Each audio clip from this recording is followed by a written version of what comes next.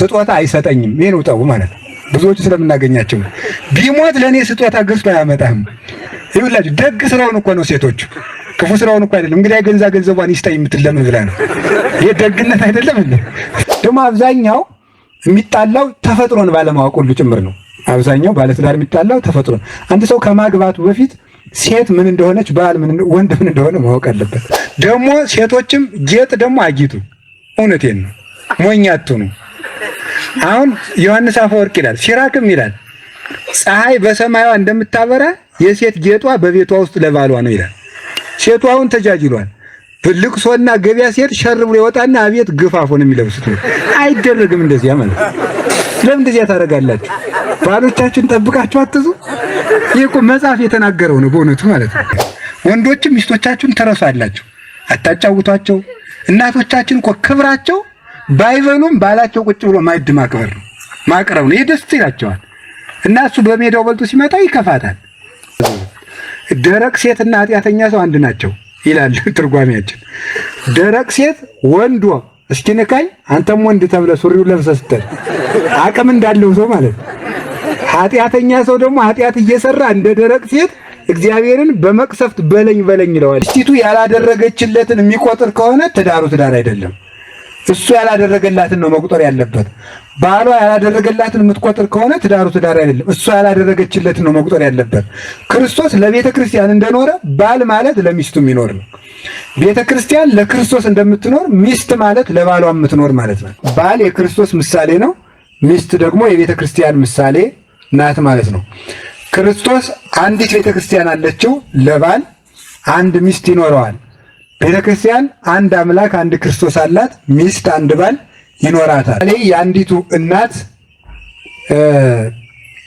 የሚስቲቱ እናት ጅማ ብትሆን ለምሳሌ የባልየው እናት ደግሞ መቀሌ ብትሆን አሁን ምን ማለት ይባላል? መቀሌ ያለችው እናታችንና ጅማ ያለችው እናታችን ነው የሚባል እንጂ ያንተ እናትና ያንቺ እናት አይባልም ማለት ነው። ይሄ ነው ያንተ እናት ያንቺ እናት፣ ያንተ ወንድም የኛ ወንድም አይባልም። ይሄ ወንድሜ እንዲህ አለኝ ነው እንጂ ይባል ያንቺ ወንድም እንዲህ አለኝ ያንተ ወንድም እንዲህ አለኝ የለም።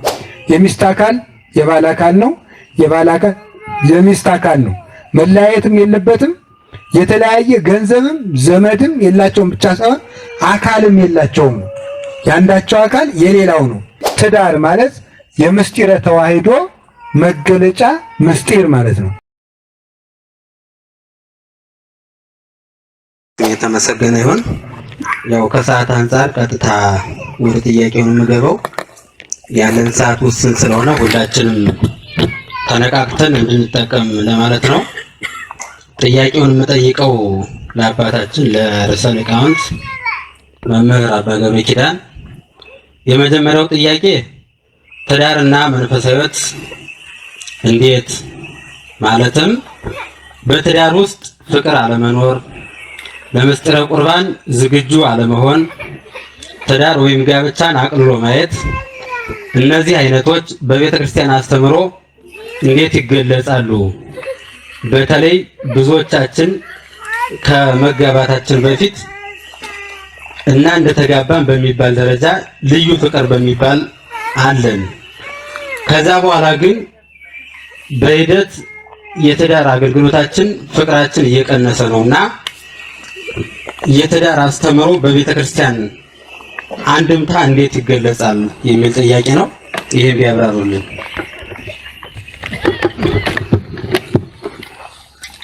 እንደምን ቆያችሁ? እግዚአብሔር የተመሰገነ ይሁን። እንግዲህ የትዳር ይሄ በትዳር ውስጥ ያሉት ችግሮች በሁለት ምክንያት ይመስለኛል። አጠር አድርጎ ጊዜን ለመጠቀም ይመስለኛል ሳይሆን ነው ሰባኪ ይመስለኛል አይደለም፣ ነው በይመስለኛል ሃይማኖትና ስርዓት ስለሌለ ማለት ነው። እና በሁለት ችግር ነው አሁን የተነሱበት። አንደኛው ትዳር ምን እንደሆነ አለማወቅ ነው። ጥንቱንም ይሄ ሁሉ የሚያመጣው ትዳር ምን እንደሆነ አለማወቅ ነው። ትዳር ምንድን ነው የተባለ እንደሆነ ትዳር በቤተ ክርስቲያን ውስጥ ክርስቶስ ያስቀመጠው ታላቅ ምስጢር ነው። በቤተ ክርስቲያን ውስጥ ክርስቶስ ያስቀመጠው ታላቅ ምስጢር የድህነት መንገድና የጽድቅ ስፍራ ነው። እነዚህ ሶስቱን የያዘ ነው። አንደኛ ምስጢር ነው፣ ሁለተኛ የድህነት መንገድ ነው፣ ሶስተኛ የጽድቅ ስፍራ ነው። እነዚህን ጠንቅቆ የያዘ ነው። ምስጢርነቱ በምስጢረ ስጋዌ ተመስሏል። በምስጢረ ስጋዌ ቃል ስጋ ሆነ። ዮሐንስ ወንጌል ምዕራፍ 1 ቁጥር 14 ላይ እንደምንመለከተው ቃል ስጋ ሆኗል። ቃል ማለት ከአብ ከመንፈስ ከወልድ ከመንፈስ ቅዱስ ከሶስቱ አካላት አንዱ ወልድ ሰው ሆኗል። ቃል ማለት አምላክ። አምላክ ባለጸጋ ነው፣ ኃያል ነው፣ ምሉዕ ነው፣ ስፉህ ነው። ከዚያ በኋላ ቃል ከእመቤታችን ከቅድስት ድንግል ማርያም ስጋን ሲለብስ እንቲያሁ ለስጋ ኮነ ለቃል ወንቲያሁ ለቃል ኮነ ለስጋ እንዳለ የስጋ ገንዘብ ለቃል የቃል ገንዘብ ለስጋ ሆኗል ማለት ነው። ኃያልነት ያልነበረው ስጋ በተዋህደው ቃል ኃያል ሆኗል። ምልአትን አግኝቷል፣ ስፋትን አግኝቷል፣ ሕያውነትን አግኝቷል ማለት ነው። ለስጋ ዘይማሰን ረሰዮ ዘይማሰን ይላል አይደለም? የማይጠፋ የሚጠፋ የሚለወጥ ስጋን የማይለወጥ አደረገው ስለሚል በተዋሂዶ ኃይልን አግኝቶ ገንዘብ አድርጎ ያለመለየት ያለመከፋፈል አንድ ሆኗል ማለት ነው። ስለዚህ የመለኮትና የትስብእት ተዋሂዶ ምሳሌ ነው። ተዋሂዶ ማለት አንዱ ወደ አንዱ ሳይለወጥ አንዱም አንዱ ያንዳንዱን ጠባዩን እንደያዘ ወይም ደግሞ አካላዊነቱን ወይም ባህሪውን ሳይለውጥ ባህሪ አንዱ የአንዱን ባህሪ ገንዘብ አድርጎ በተዋሂዶ አንድ ሆነዋል ነው። ከዚህ በኋላ ክርስቶስ ሁለት አይደለም። ቅድም ስንል እንደነበረው ሁለት አይደለም። ስለዚህ ትዳር ማለት የምስጢረ ተዋሂዶ መገለጫ ምስጢር ማለት ነው። አሁን ያ ማለት ምን ማለት ነው? ክርስቶስ ከተዋሂዶ በኋላ መለኮትና ትስብእት አይለያዩም፣ ባልና ሚስትም አይለያዩም። የመለኮት ስጋ ለቃል ነው፣ የቃል ገንዘብ ለስጋ ነው። የሚስት ገንዘብ ለባል ነው፣ የባል ገንዘብ ለስጋ ነው። የአካለ መለኮት አካለ ስጋ አካለ መለኮት እንደሆነ ሁሉ ሚስት የገዛ አካል የላትም፣ ባልም የገዛ አካሉ የለውም። የሚስት አካል የባል አካል ነው፣ የባል አካል የሚስት አካል ነው። መለያየትም የለበትም። የተለያየ ገንዘብም ዘመድም የላቸውም ብቻ ሳይሆን አካልም የላቸውም። የአንዳቸው አካል የሌላው ነው። የሴቲቱ አካል የወንዱ ነው፣ የወንዱ አካል የሴቲቱ ነው። ስለዚህ በተዋሂዶ የሚመሰል ነው።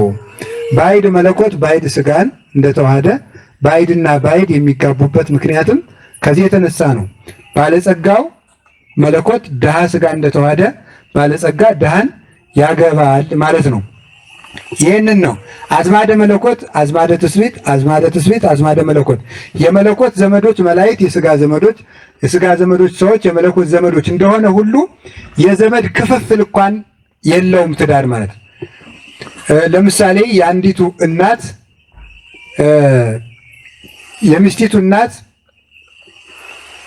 ጅማ ብትሆን ለምሳሌ የባልየው እናት ደግሞ መቀሌ ብትሆን አሁን ምን ማለት ይባላል? መቀሌ ያለችው እናታችንና ጅማ ያለችው እናታችን የሚባል እንጂ ያንተ እናትና ያንቺ እናት አይባልም ማለት ነው። ይሄ ነው ያንተ እናት ያንቺ እናት፣ ያንተ ወንድም የኛ ወንድም አይባልም።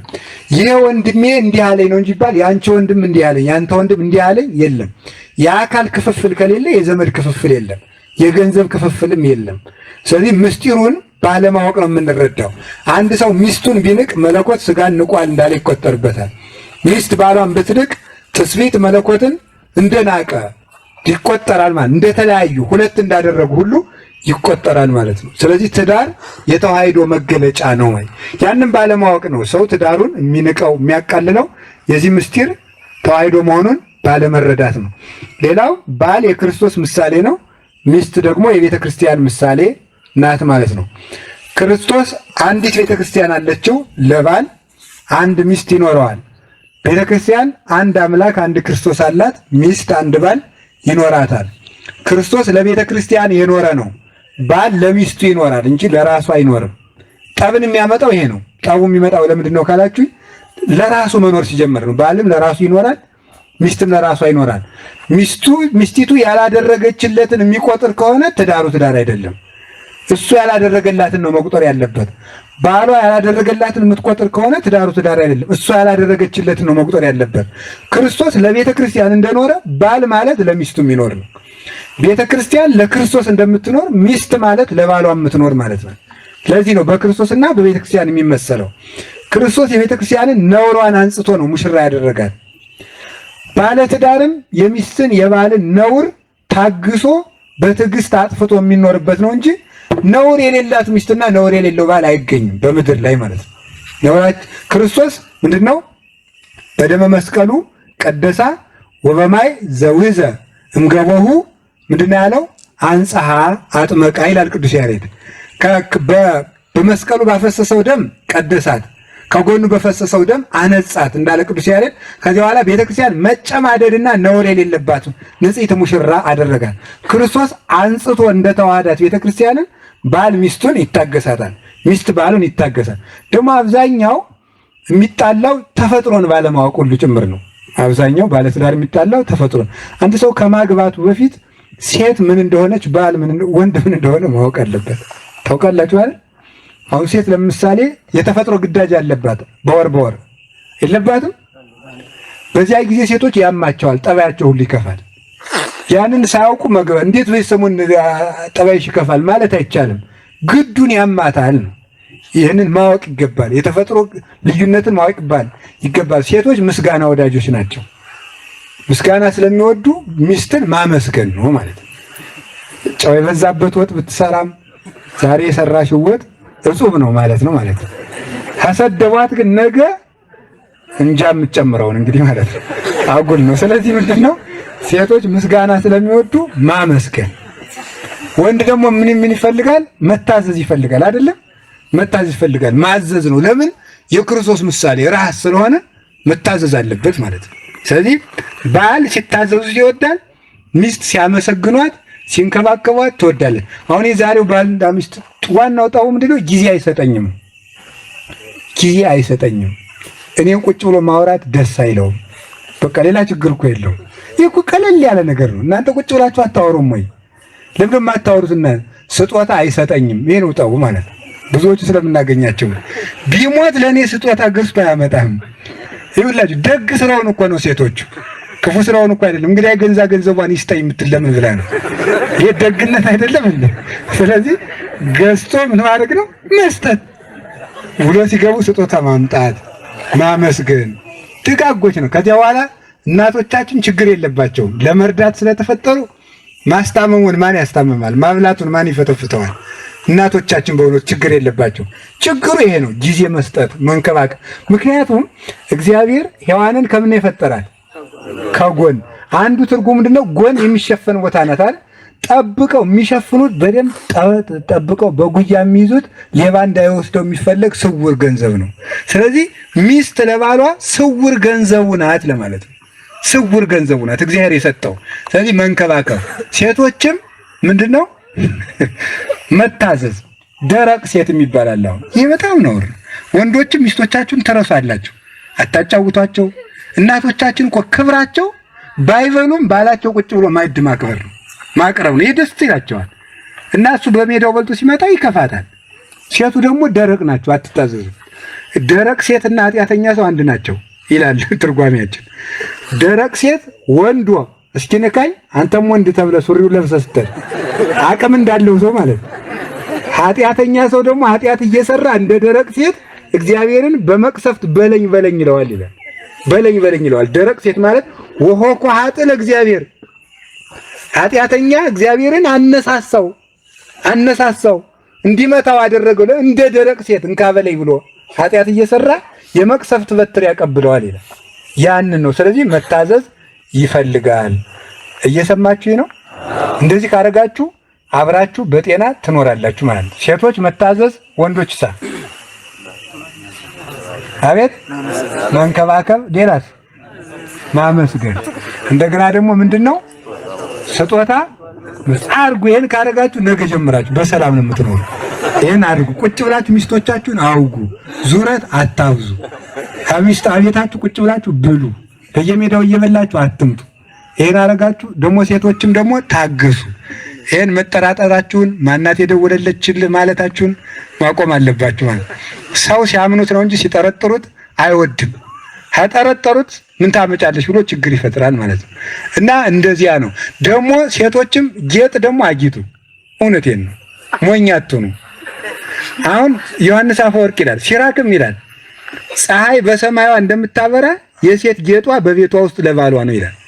ሴቷ አሁን ተጃጅሏል። ልቅሶና ገበያ ሲሄድ ሸር ብሎ ይወጣና አቤት ግፋፎ ነው የሚለብሱት። አይደረግም እንደዚያ ማለት ነው። ለምን እንደዚያ ታደርጋላችሁ? ባሎቻችሁን ጠብቃችሁ አትዙ። ይሄ እኮ መጽሐፍ የተናገረው ነው በእውነቱ ማለት ነው። ስለዚህ ያ ከሆነ ሚስቶቻችሁ ባሎቻችሁ አቤታቸው ቁጭ አርፈው ማለት ነው። ይሄን ማድረግ ማብላት፣ ግንባርን አለመቋጠር ይሁን ማለት ፊተ ቋጣራ ግንባረ ሸካራ አትሁን ነው የሚለው መጽሐፉ ማለት ነው። ወንድ ልጅ የሚፈልገው ልዝብ ንግግር ነው ማለት ነው። ደረቅ አትሁኑ። ነገር ዝም ብላችሁ መመለስ ከላይ ከነዝናዛ ሴት ጋር ከምትኖር ከአራስ ነብር ጋር ብትኖር ይሻላል ይላል ሲራክ። ይህ በእውነቱ ነውር ነው ማለት ጨቅጫቃ አትሁኑ። ቀኑ ባይመሽ የሚወድ ዝናብ ባይጥል የሚወድ ማን ይመስላችኋል? ቀኑ ባይመሽ የሚወድ ነዝናዛ ሚስት ያለችው ነው። ዝናብ ባይጥል የሚወድ የሚያፈስ ቤት ያለው ሰው። ስለዚህ እንደዚያ ስለሆነ አትነዛነዙ ነው። ሌላው ደግሞ እየሰማችሁኝ ነው? ባልና ሚስት ራስና አካል ናቸው። ባል ራስ ነው፣ ሚስት ምንድን ናት? አካል ናት ማለት ነው። ራስ ነው ማለት ክርስቶስ የቤተ ክርስቲያን ምንድን ነው? ራስ ነው። አንዱ የበላይ ነው። ምስጢሩ ግን ምን ይመስላችኋል? አሁን ለአካላት ሁሉ የሚታመም ማን ነው? ራስ ነው። አሁን እጄን አያርግብኝና ጥፍር መጥምጥ ይዘኝ እንቅልፍ አጣለሁ። እንቅልፍ ሳጣ ምን ያመኛል? ራሴን ያመኛልና ባል ማለት የቤተሰቡን ሕማም የሚሸከም ማለት ነው። የቤተሰቡን ሕማም የሚሸከም ነው፣ የሚያስብ ማለት ነው። ሚስት ደግሞ አካል ናት ማለት ደግሞ ደም የሚረጭለት ደግሞ ለራስ ከየት ነው? ከታች ነው። ህይወቱ የምትሆን ማለት የምታስብለት ማለት ነው። እነገሌን እንደው ሐሙስ ድግስ እንጥራቸው ብዬ ነበር ሲላል እኔም ልልህ ነበር የምትል ማለት ነው። ታደርገዋለህ የማትል እንግዳ ሲመጣ ወታ ጎረቤት የማጠፋ እንደዚህ ያለችው ማለት ነው። ሰምታችኋል አይደል? ይሄ ነው። እና ተፈጥሮን ለይቶ ማወቅ ይገባል። እና ደግሞ አንዳንድ ሰዎች እንደሚሉት ሴቱ ወግ ይወዳል፣ ወንዱ ደግሞ ሲከፋው ዝም ማለት ነው የሚፈልግ። ይሄንም ለይታችሁ ወቁ። እውነቴን ነው ማለት ዝም ማለት ሴቱ የሚፈልግ ምንድነው? ተወያይታ መፍታት ነው። እንደዚህ ሁኜ እንደዚህ ሁኜ ምን ሆነሃል? ዝም በይ ይኸውላችሁ። እንደዚህ ስትለው እሱ ስለከፋው ወንድ ልጅ የሚያርፈው ዝም ብሎ ሲጨንቀው ነው የሚያወጋ። እሷ ደግሞ ንቆይ ነው የሚመስላት። ይሄ ሁሉ ተፈጥሮን አለማወቅ። ካላወቃችሁ አታግቡ። አገባችሁ ደግሞ ይሄንን አውቃችሁ ነው ማግባት ማለት ነው። ከሰው ጋር እንደምትኖሩም አትርሱት። ድሮ የራስን አመል ተይዞ ነው የሚኖረው አይደል? የራስን አመል። አሁን እኮ የሰው ጠባይ ጭምር ይዞ መኖር ነው ማግባት ማለት። የሰው ጠባይ ጭምር ይዞ መኖር ነው። አሁን አንድ ነገር ልንገራችሁ። በክርስቶስ ተዋህዶ ውላጤ የለም፣ በተአቅቦ ነው።